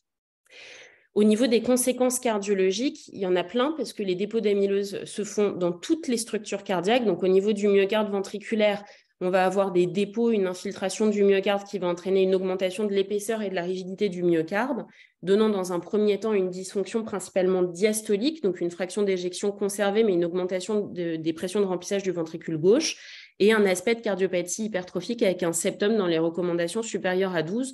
Toutefois, on a quand même pas mal d'amyloses à elles qui sont diagnostiquées avec des très faibles degrés d'hypertrophie, avec des septums qui font 10 ou 11 mm. Donc, l'absence de cardiopathie hypertrophique typique ne doit clairement pas faire exclure le diagnostic. Il y a une infiltration au niveau des oreillettes qui va entraîner une dilatation de celle-ci et du coup une perte de la contraction. La dilatation des oreillettes va favoriser la survenue de fibrillation atriale et d'autres types de troubles du rythme du supraventriculaire, du flutter, etc., etc. Et surtout, c'est des malades qui ont un très, très haut risque thromboembolique avec des emboles intracardiaques dans l'oreillette ou dans l'auricule qui vont pouvoir se faire même en rythme sinusal parce qu'assez fréquemment, en échographie, on voit qu'ils ont complètement perdu la contraction de l'oreillette. Et donc, c'est vraiment une question qu'on va se poser fréquemment. Et nous, on est rassurés à Mondor seulement quand le patient est enfin anticoagulé sur son amylosèle parce qu'on a dépisté un petit passage en FA ou parce que sur l'échographie cardiaque, il y a des paramètres qui nous font anticoaguler les malades. Mais clairement, c'est une complication hyper fréquente. Et donc, on traque vraiment les épisodes de tachycardie supraventriculaire pour anticoaguler dès qu'on peut le patient. L'atteinte du péricarde est fréquente, c'est à peu près 50% des cas. Il y aura surtout un petit peu d'épanchement péricardique. C'est très rare qu'ils tamponnent puisqu'ils ont un myocarde tellement rigide que même quand ils ont des épanchements péricardiques très abondants, ça a souvent peu de conséquences. L'atteinte de l'endocarde va surtout donner des fuites au niveau des valves avec des insuffisances mitrales et tricuspides qui peuvent être sévères et qui peuvent du coup rendre difficile l'équilibre volémique des patients avec des patients qui vont, ça va aggraver leur insuffisance cardiaque. L'atteinte au niveau des vaisseaux, c'est plutôt de l'atteinte microvasculaire et donc principalement, ça ne va pas parler sur le plan angинeux, mais par contre, ils vont sécréter de la troponine. Et donc, effectivement, tout à l'heure, un myélome qui a des taux de biomarqueurs élevés, je pense vraiment qu'il faut poser la question à votre cardiologue de savoir si oui ou non il y a des arguments pour une amylose cardiaque. Et enfin, le tissu électrique va lui aussi être touché avec des troubles conductifs qui vont apparaître, qui vont être dans un premier temps de bas degré, avec des BAV1, avec un PR qui est un petit peu allongé ou un bloc de branche. Tout ça qui peut être complètement asymptomatique chez un patient qui n'a pas fait d'épisode de syncope, par exemple, mais on sait qu'avec l'administration de la chimiothérapie, ces troubles conductifs de bas degré vont souvent donner des troubles conductifs de haut degré. Il n'a pas été rare dans notre service de commencer la chimiothérapie avec un patient qui avait juste un BAV1 et qui fasse le BAV complet pendant le week-end. Donc, nous, on a une démarche assez agressive sur l'appareillage des patients à partir du moment où ils ont des troubles conductifs de bas degré. Donc, il y a clairement une prise en charge cardiologique spécifique de cette maladie-là, d'un point de vue cardiologique avec 2 questions récurrentes. Quand est-ce qu'on appareille le patient avec un pacemaker ou un défibrillateur en fonction de la sévérité de la cardiopathie et quand est-ce qu'on va anticoaguler le patient? Je ne parle pas du risque de mort subite qui est un sujet qui n'est clairement pas statué dans la littérature, mais il y a aussi peut-être une indication à faire de la prévention de la mort subite avec des défibrillateurs. En termes de bilan, vous savez très bien faire le bilan d'une amylosèle. Je ne vais pas vous l'apprendre. Je pense qu'il y a 2 choses qui sont importantes et qui sont dans le PNDS. C'est la recherche sur le myélogramme de la translocation 11-14 pour éventuellement pouvoir accéder à un traitement par venetoclax en 2e intention en cas d'échec du DARA-VCD et le dosage du facteur 10.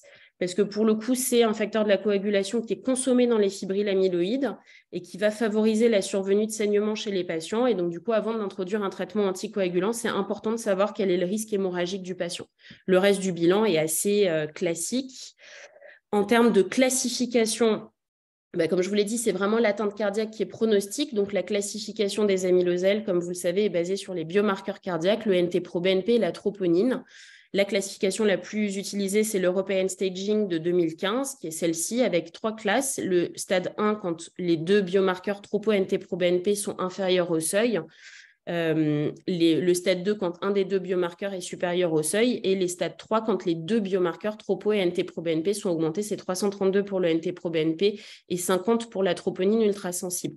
Avec cette petite différence entre les stades 3A et 3B, qui est petite différence, mais majeure en termes de pronostic, parce que comme vous voyez, les stades 3B qui ont donc un NT-proBNP supérieur à 8500, globalement, c'est des patients qui ont un pronostic qui est extrêmement péjoratif, avec quasiment 70% de mortalité à 1 an du diagnostic. En termes de cible de traitement, ce qu'on sait faire aujourd'hui, c'est cibler le clone plasmocytaire et du coup, comme je dis souvent aux patients, fermer le robinet de la production des chaînes légères. On espère à l'avenir avoir d'autres cibles de traitement, notamment sur la dégradation des fibriles amyloïdes pour accélérer la réponse d'organes. Donc, comme vous le savez, le traitement, c'est l'association entre une chimiothérapie avec, dans un premier temps, un inhibiteur du protéasome, un agent alkylant, parfois des immunomodulateurs, surtout dans les formes rénales en première intention, et maintenant les anticorps monoclonaux avec le daratumumab, et donc les résultats d'Andromeda que je vais vous présenter juste après. Et encore une fois, on espère, il y a le protocole en cours actuellement CAEL pour essayer de dégrader les fibriles amyloïdes en parallèle de la réponse hématologique pour espérer une réponse d'organes beaucoup plus rapide. Donc, le standard de traitement aujourd'hui, c'est le DARA-VCD avec cette étude qui a été publiée dans le New England, que vous avez probablement tous déjà lu, qui nous montrait que globalement, le DARA-VCD comparé au VCD classique permettait non seulement une réponse hématologique complète, beaucoup plus rapide, et d'autre part, accélérait aussi la réponse d'organes à 18 mois, aussi bien sur le cœur que le rein.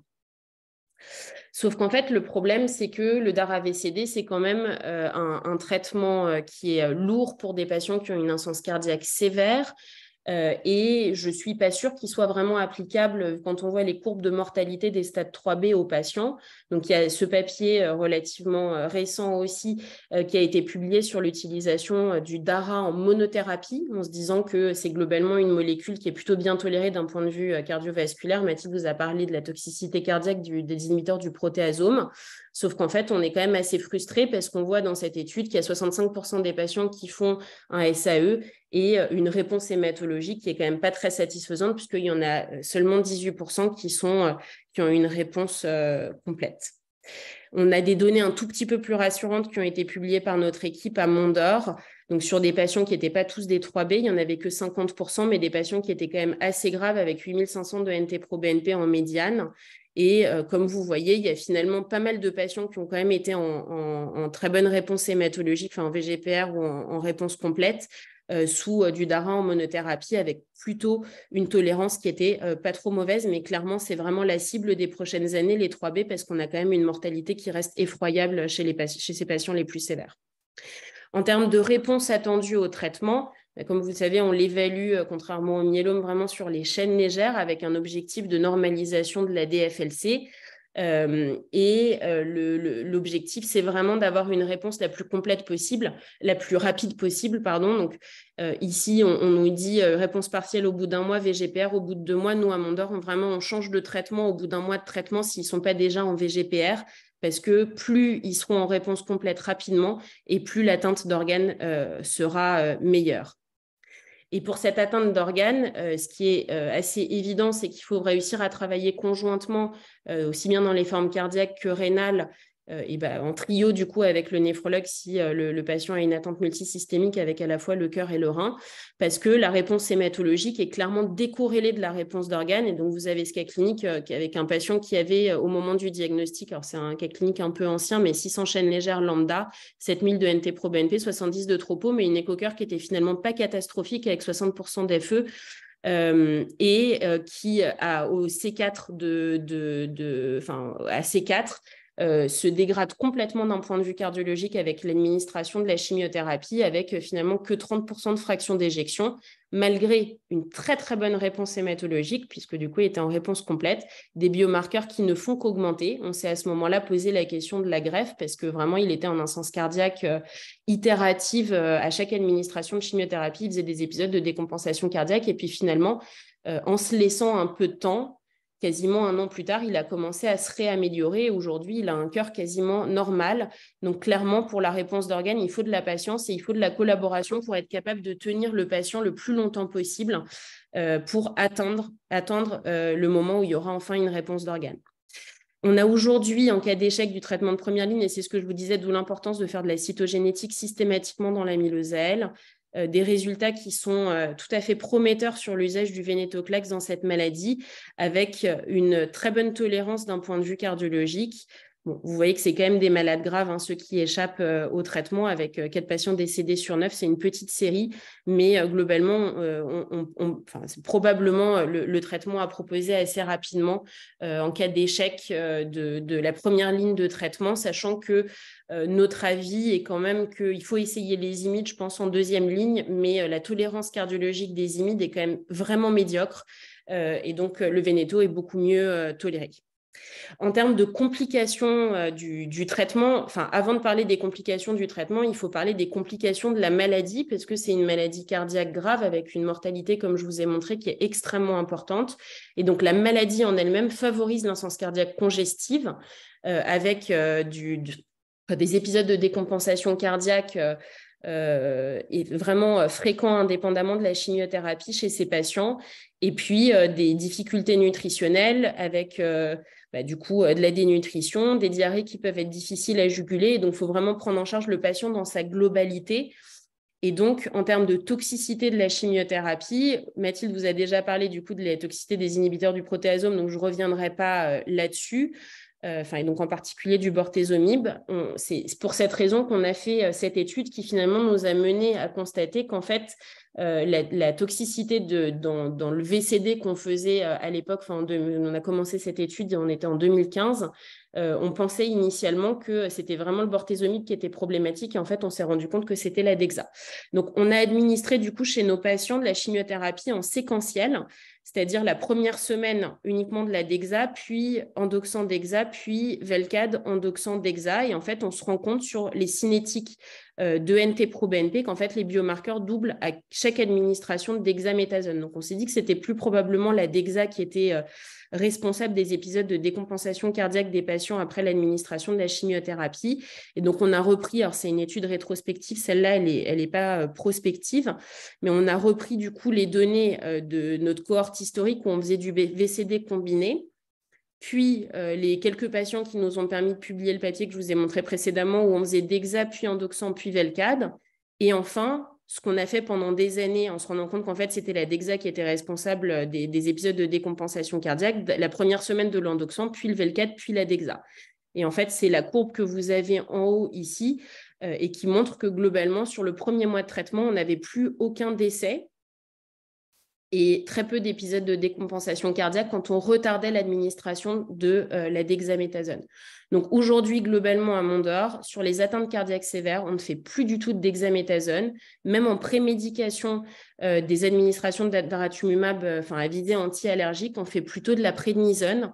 Et la tolérance est très bonne. On n'a pas l'impression du tout d'avoir de perte de chance d'un point de vue de la réponse hématologique. Et donc, on a vraiment, là, ça fait plusieurs années qu'on n'a pas eu de mort subite chez les patients. Ils continuent à faire d'autres complications, des troubles conductifs, des épisodes de décompensation cardiaque. Mais au moins, on a arrêté d'arriver dans le service le matin et constaté qu'il y avait eu un décès par mort subite la nuit. C'est sensiblement les mêmes données. Je ne vais pas rentrer dans le détail. Et effectivement, dans ce papier, ce position paper de 2022 qui est sorti dans Blood, il pose effectivement la question d'introduire de manière séquentielle la chimiothérapie chez les patients les plus sévères. Et on a été relativement étonnés de constater ça parce que pendant des années, On a essayé de dire ça à la communauté hématologique et je pense que c'est vraiment quelque chose d'important d'y aller doucement. L'urgence est certes à la réponse hématologique rapide, mais tout en faisant attention au risque d'intolérance cardiologique des médicaments. Et il vaut mieux avoir une réponse hématologique peut-être un tout petit peu plus tardive en faisant de la chimiothérapie séquentielle plutôt que de voir mourir le patient d'une mort subite au cours de la première administration de traitement. Donc globalement, ce que nous on fait dans l'amylosel à Mondor, les stades 1, on fait le DARA-VCD classique qui se fait en hôpital de jour d'hémato parce que l'atteinte cardiaque n'est pas sévère et donc il tolère facilement les traitements. Pour les stades 2, on fait du DARA-VCD en fonction de la sévérité de l'atteinte cardiaque en échographie. On discute avec les hématologues de savoir si on fait pleine dose, 2000 doses de DEXA ou pas de DEXA du tout. Et en général, on commence le premier cycle de traitement dans le service de cardiologie, puis les patients vont en HDJ hémato. Pour les stades 3, on fait une préphase au DARA. Et après, on administre le DARA-VC et on ne fait plus du tout de dexaméthasone. Pour les stades 3B, pareil, en fonction de la sévérité, en général, on fait le premier cycle de traitement avec du DARA seul. Et en fonction de la réponse hématologique et de la tolérance, le deuxième cycle, on peut rajouter un peu d'endoxan et de Velcade si la tolérance est bonne. Et la spécificité à Mondor, mais je sais qu'il y a d'autres centres qui s'y mettent, notamment Grenoble, c'est qu'on administre la chimiothérapie dans le service de cardiologie. Et donc, on a des collègues hématologues qui viennent régulièrement, enfin tous les jours, dans le service pour nous prescrire la chimiothérapie de nos patients. Et nous, on fait le management cardiologique à côté. Alors, je sais que ce n'est pas forcément faisable dans tous les centres, mais l'idée, c'est vraiment que vous trouviez des référents cardiologues qui s'y intéresseraient parce qu'il faut réellement bidouiller les traitements cardiologiques, les traitements diurétiques, se poser la question du pacemaker, voir l'électro, voir si les troubles conductifs se sont aggravés. Et donc, il y a réellement une prise en charge collaborative. Et donc, nous, une fois que les patients sont en HDJ hémato, on a un super infirmier coordinateur qui s'appelle Steven, qui passe voir les patients, qui les examine sur le plan cardiologique et qui nous appelle si jamais il y a des difficultés. En termes de perspective dans l'amylosel, la suite, ça va être ce que vous avez déjà un peu dans le myélome avec les anticorps bispécifiques et les CAR-T-cells. Il y a une étude pour chacun des deux qui est sortie que je ne vous présenterai pas ici, mais qui sont relativement prometteuses et donc ça sera probablement ce qui va se passer dans les années à venir. Pour finir, je vais donc vous parler un petit peu d'amylose à transthyrétine qui vous concerne moins, enfin vous verrez que ça vous concerne quand même un peu. Donc, en termes de protéines qui peuvent se déposer à l'intérieur du cœur, donc il y a effectivement les chaînes légères d'immunoglobulines dans les amylosales, mais il y a aussi la transthyrétine qui est une protéine qui est fabriquée par le foie et qui, dans deux situations particulières, va se dissocier en monomères de transthyrétine qui vont aller se déposer dans les organes avec sensiblement les mêmes signes cliniques que l'amylosale. Ces deux situations, c'est soit l'absence de variants génétiques dans les amyloses à transthyrétine qu'on dit séniles ou sauvages parce qu'il n'y a pas d'anomalie génétique, ou alors dans les amyloses à transthyrétine héréditaires, si jamais il y a une mutation sur le gène de la transthyrétine. Et globalement, notre algorithme pour poser le diagnostic d'une amylose cardiaque quand on se pose la question en échographie ou sur une présentation clinique de patient, c'est faire d'une part la scintigraphie osseuse, qui est plutôt évocatrice d'une amylose à transthyrétine. Le problème, c'est qu'en fait, il y a 20% des amyloselles qui fixent sur la scintigraphie osseuse et faire le bilan de gammapathie monoclonale pour éliminer l'amyloselle qui, encore une fois, est, un message qu'on n'arrête pas de dire, une urgence diagnostique et thérapeutique beaucoup plus que l'amylose à transthyrétine qui se dépose en général lentement. Et en fonction du coup du bilan de gammapathie et de la scintigraphie, si on a une anomalie du bilan de gammapathie sans fixation à la scinti, c'est probablement une amyloselle, il faut une preuve histologique avec un typage. Si la scintigraphie fixe et qu'on n'a pas d'anomalie monoclonale, à ce moment-là, on a posé le diagnostic d'amylose à transthyrétine. Mais s'il y a une scintigraphie qui fixe avec une gammapathie monoclonale, à ce moment-là, on a un doute entre les deux et donc il va falloir avoir une preuve histologique avec un typage. Le problème, c'est qu'en fait, c'est très différent. Nous, les cardiologues, on ne connaît pas bien le bilan de gammapathie monoclonale et donc, du coup, c'est assez stressant pour le cardiologue de savoir ce qu'est quelle anomalie du bilan de gammapathie. Est-ce qu'un profil polyclonal, c'est une gammapathie ou non? C'est des choses que nous, on n'a pas du tout appris dans notre cursus. Et donc, fréquemment, les cardiologues posent la question aux hématologues de savoir si cette gammapathie est sévère ou pas. Mais en fait, vous, à ce moment-là, vous pourriez répondre de savoir si cette gammapathie peut être un risque évolutif vis-à-vis d'un myélome ou s'il y a déjà des critères évocateurs de myélome. Mais en fait, pour l'amyloselle, encore une fois, un simple MGUS avec un faible excès de chaîne légère peut tout à fait entraîner une amyloselle. Donc, en fait, c'est très difficile pour vous de répondre à cette question. Je continue sur les amyloses cardiaques à transthyrétine. Donc, la preuve histologique, encore une fois, elle n'est pas indispensable si la scientifique, c'est qu'il n'y a pas de gammapathie. C'est une maladie dont la prévalence est largement sous-estimée, mais qu'on décrit de mieux en mieux au cours des dernières années. Et en termes d'atteinte extracardiaque, je vous ai mis les choses qui sont un peu plus spécifiques, c'est-à-dire que globalement, il y a des maladies du Dupuytren qui peuvent être associées. La rupture du tendon du biceps brachial, c'est des choses assez fréquentes, mais il y a aussi tout simplement le canal carpien, la neuropathie périphérique, l'atteinte digestive, des choses et même parfois des syndromes néphrotiques sur les amyloses à transthyrétine. Donc, c'est très difficile cliniquement de différencier les deux types d'amylose. Et donc, on reconnaît de mieux en mieux cette maladie. Vous avez ici la courbe de diagnostic au cours des 10 dernières années des amyloses à transthyrétine sauvage. Donc, il y a une vraie explosion du nombre de diagnostics en France qui est liée à une meilleure connaissance et une meilleure description du coup de ces maladies-là. Et en fait, pour vous donner un exemple de ce qui me semble assez embêtant, c'est que vous avez donc à gauche les recommandations européennes que je vous ai présentées tout à l'heure, où en gros, c'est le cardiologue qui doit savoir si oui ou non il y a des anomalies monoclonales ou pas pour savoir s'il doit aller à la preuve histologique ou pas. Mais dans les recommandations américaines, pour le diagnostic des amyloses cardiaques, la première étape, c'est de faire le bilan de gammapathie et de référer à un hémato si jamais il y a une anomalie monoclonale. Donc, en gros, dans les recommandations américaines, on a vraiment l'impression que c'est l'hématologue qui arrive au centre du diagnostic d'une maladie cardiologique. Bon, c'est très bien parce que le message, c'est que l'amylose, elle, est une urgence, mais je pense que vous risquez d'être submergé avec ce genre de questions si on en arrive là. Et donc, pour vous convaincre que c'est un vrai problème et qu'il faut absolument une preuve histologique avec un typage, juste un petit cas clinique pour finir, d'un monsieur de 77 ans qui nous avait été adressé il y a quelque temps pour une évolution défavorable d'une amylose à elle. En 2018, il s'était vu poser un diagnostic d'amylose à elle stade 2 avec un NT-proBNP augmenté, mais une tropo normale. Il avait à l'époque la macroglossie, les ecchymoses périorbitaires depuis 6 mois. Donc, on se dit, bon, bingo, c'est les signes hyper évocateurs d'amylose à elle et le canal carpien. L'écho IRM était en faveur d'une amylose. Il avait une gammapathie monoclonale avec un franc excès de chaîne légère lambda, une scintigraphie qui fixait, une BGSA qui avait montré des dépôts, mais qui n'était pas typable. Et donc, devant les arguments cliniques, il avait été décidé en RCP de le traiter par du VCD. Il n'avait pas très bien répondu, donc il avait une deuxième ligne de VRD. Et donc, il nous l'adresse effectivement parce que le patient s'aggrave d'un point de vue cardiologique. On a refait la scinti chez nous qui fixait effectivement. Et en fait, du coup, on est dans le cas de figure, on était déjà en 2018 dans le cas de figure de la scintigraphie positive avec une anomalie monoclonale et donc l'indication à une preuve histologique. Donc, nous, on l'a biopsié du myocarde et en fait, c'était une amylose, effectivement, avec des dépôts rouge Congo, mais à transthyrétine. Et donc, en gros, ce patient a été traité pour une amylose à transthyrétine par de la chimiothérapie pour une MGUS qui ne nécessitait pas de traitement pour le coup parce qu'il n'avait pas de critères CRAB.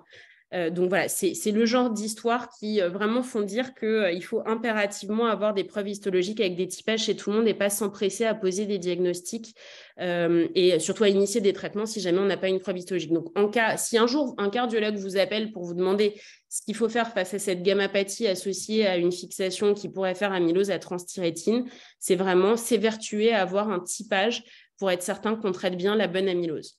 Et donc le problème, comme je vous le disais tout à l'heure, c'est que si on n'a pas le typage, on risque de passer à côté d'une amylose à elle. Vous savez à quel point c'est embêtant vu le pronostic sombre de cette maladie. Mais le problème, c'est que les amyloses à elle peuvent fixer à la scintigraphie osseuse, encore une fois 20% dans les cohortes. Et le problème, c'est qu'aujourd'hui, on n'a pas de marqueur hématologique qui nous permettent de dire ça, c'est un simple MGUS associé à une TTR. Et ça, c'est un bilan hématologique plutôt compatible avec une amylose à elle. Alors peut-être qu'on va finir par réussir à y arriver et à montrer une différence pour restreindre le nombre de patients chez qui il va falloir des preuves histologiques. Mais aujourd'hui, on n'y est pas.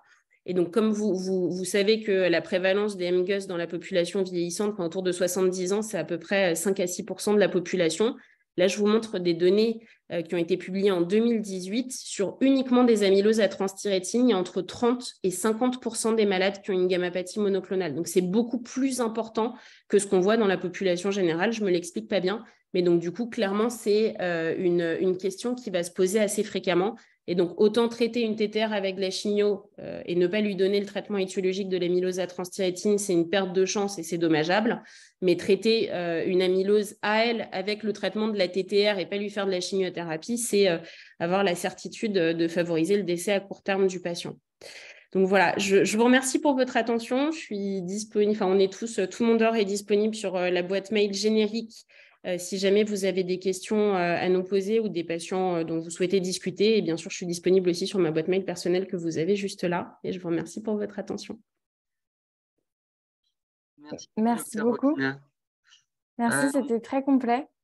Alors, moi, j'ai une petite question pour commencer. Alors, c'est pardon, je la retrouve plus. Voilà. Donc, est-ce que, du coup, vu les complications qui surviennent à la phase initiale, est-ce que quand vous commencez à traiter une amylose, vous faites des ECG quotidiens? Alors, pas quotidien, on en fait un en entrée en hospitalisation. Et puis après, nous, on a le moyen en cardiologie de les Ah, vous télémétrer. les scopez? Ouais, Ouais, c'est pas tout à fait un scope, mais en fait, c'est un répétitif. Enfin, c'est comme un holter, en gros. Donc, ça nous permet le lendemain de voir s'il y a eu des événements. d'accord. Par contre, pour le coup, quand ils font de la chimio hebdomadaire, on leur fait vraiment au minimum un ECG à l'entrée systématique. Et si on voit que les troubles conductifs s'aggravent, par exemple, ça va être un truc qui va nous faire implanter d'un pacemaker le patient assez facilement, quoi. D'accord. Et donc, j'avais une autre question qui était sur une autre maladie de dépôt, qui est le Randal, qui parfois Ouais. peut aussi avoir une atteinte rénale et cardiologique. Et je me demandais si vous aviez des signes qui étaient différents, vous. Ouais. Alors pour le coup, le Randal, c'est intéressant. Il y a très peu de choses publiées dans la littérature. On a l'impression que le pronostic est bien moins bon que l'amylose à elle. Alors déjà, on est sur un pronostic qui n'est pas terrible, hein. Donc le Randal, clairement, c'est bien pire. Et le truc étonnant, c'est que donc l'amylose, ça donne vraiment de l'hypertrophie myocardique sur un ventricule gauche qui n'est pas du tout dilaté. Le Randal, ça donne plutôt des aspects de cardiopathie dilatée, en fait, avec souvent de la dysfonction systolique et un myocarde qui est très peu hypertrophié. On a quelques Randal hypertrophiés, mais la plupart des patients chez qui on a diagnostiqué des Randal cardiaques qu'on a prouvé histologiquement, des diagnostics hyper difficiles parce qu'en fait, il n'y a pas de dépôt rouge Congo, c'est vraiment des dépôts de chaîne légère. Donc, c'est uniquement l'immunofixation qui va permettre de poser le diagnostic. Et donc, le diagnostic est hyper compliqué et c'est plutôt sur des aspects de cardiopathie dilatée. Moi, j'avais une petite question sur la corrélation entre la clinique et la biologie, parce qu'avec les cas qui ont été présentés, on avait vu une bonne réponse biologique qui finalement a été associée avec une pathologie cardiaque qui a été, une amylose cardiaque qui a été progressive dans le temps et finalement qui a récupéré. Et puis, au contraire, chez les patients qui étaient les plus graves sur l'amylose cardiaque, il ne fallait pas être trop toxique avec les successions de traitements. Donc, je voulais savoir un peu comment se positionner sur l'activité biologique de nos traitements et en fait, être patient, ne pas être patient sur la succession des traitements vis-à-vis de l'idée de traitement de l'amylose cardiaque. Vis-à-vis de la réponse hématologique, enfin la réponse biologique hématologique sur les chaînes légères, c'est ça? Ou sur les Oui, biomarqueurs cardiaques? tout à fait. Alors, ma question, c'était si on va avoir une réponse rapide et qu'on a une première ligne, mettons, qui n'est pas satisfaisante, il va falloir changer vite, mais chez un sujet qui est sévère sur le plan cardiaque, ce serait plutôt problématique de changer trop rapidement. Disons c'est justement le bon compromis et c'est là que sont nécessaires les discussions entre cardiologues et hématologues. Tout dépend de la tolérance du patient. Encore une fois, depuis qu'on a éliminé la Dexane, on a vraiment beaucoup moins de complications cardiologiques. Enfin, les patients continuent à décompenser chaque semaine, mais ce n'est pas les événements qu'on avait avant. Donc, on fait la préphase, comme c'est décrit dans Andromeda, sauf qu'au lieu de la faire au VCD, on l'a fait du coup au DARA en l'introduisant lui uniquement. Et après, on passe au DARA-VC assez rapidement. Et au bout d'un cycle de traitement, si on n'a pas du tout de réponse sur les chaînes légères, là, on va switcher en se disant qu'il ne répond pas correctement. Mais c'est vraiment, après, c'est vraiment du cas par cas, mais l'idée, c'est qu'ils répondent d'un point de vue hématologique le plus rapidement possible en essayant d'être le moins délétère possible avec la chimiothérapie, quoi. D'accord, merci beaucoup. Moi, j'avais aussi une question, c'est un peu aussi une remarque, c'est que quand on regarde la population, par exemple, des MGRS, des gammopathies de signification rénale, histologiquement, parmi les MGUS, il y a 40% de MGRS en fait, à l'histologie du rein.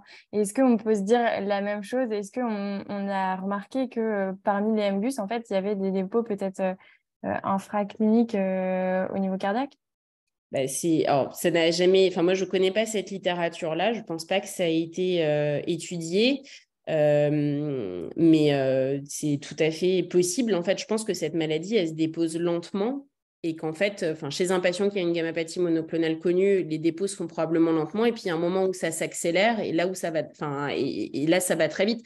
D'où l'intérêt, du coup, de dépister l'apparition d'une amyloselle en faisant des dosages itératifs de biomarqueurs, parce que pour le coup, à partir du moment où ça commence à décrocher, c'est que il va falloir, que le diagnostic est quasi certain et qu'il va falloir initier un traitement le plus rapidement possible.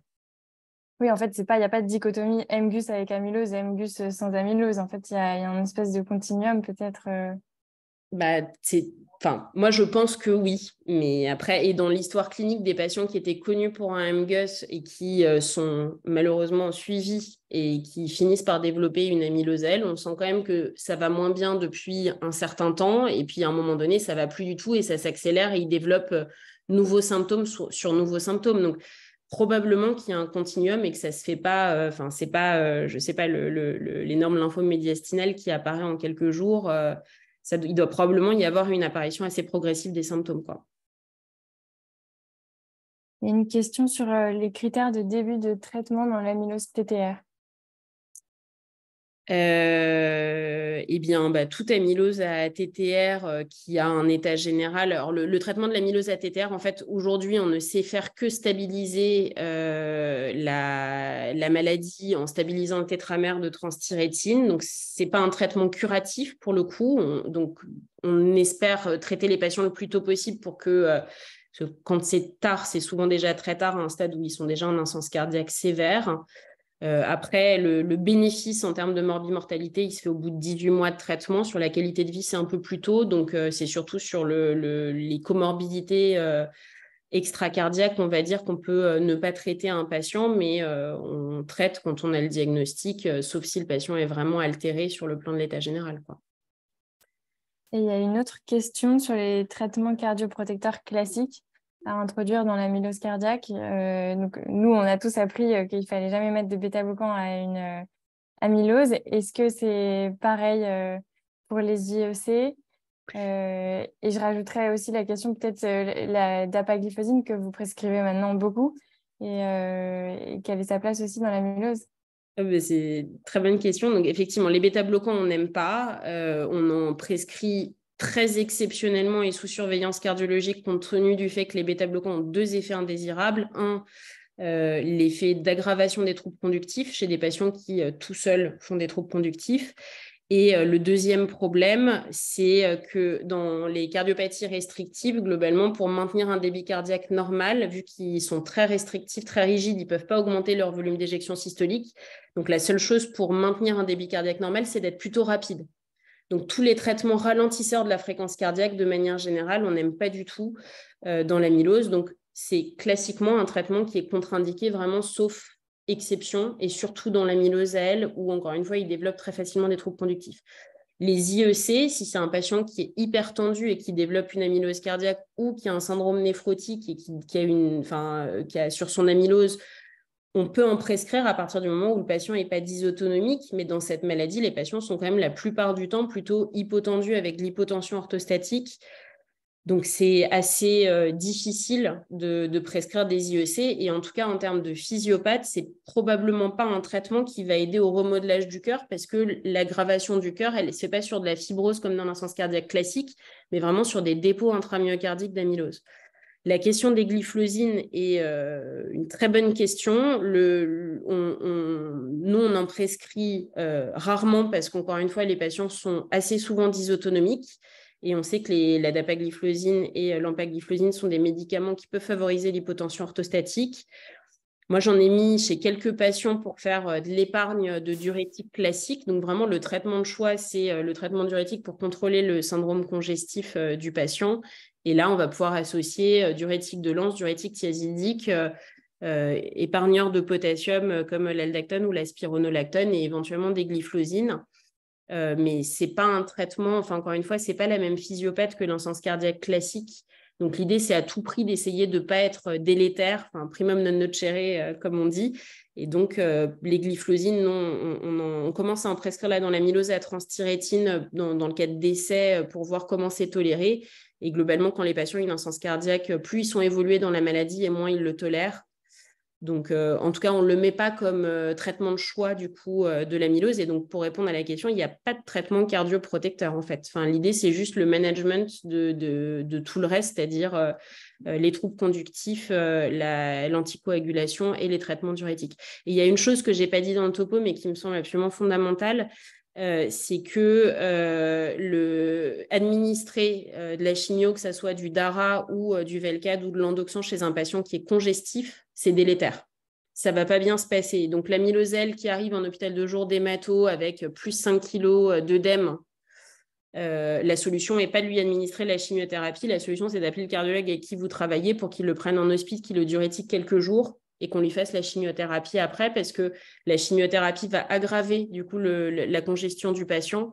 Et du coup, lui administrer alors qu'il est déjà plein, ça peut évoluer même vers un choc cardiogénique pour le coup. Moi, j'ai vu parfois aussi faire, je ne sais pas si c'est logique, mais Dexa et de la Zilix. Ça donne de la rétention hydrosodée, la Dexa. Donc, c'est effectivement assez antinomique pour le coup comme association, quoi. C'est comme faire furosémide de la Zilix, quoi. Bon, je sais que vous en faites pour l'hyperhydrate, mais... Ok, mais je pense que il y avait une dernière question, mais on y a répondu, je pense. Merci beaucoup. Merci à vous encore une fois pour l'invitation. Merci beaucoup. Ouais, c'était chouette appris. de voir la collaboration entre l'hématologie et la cardiologie. Ça donne envie de travailler un peu main dans la main pour ces traitements et cette pathologie.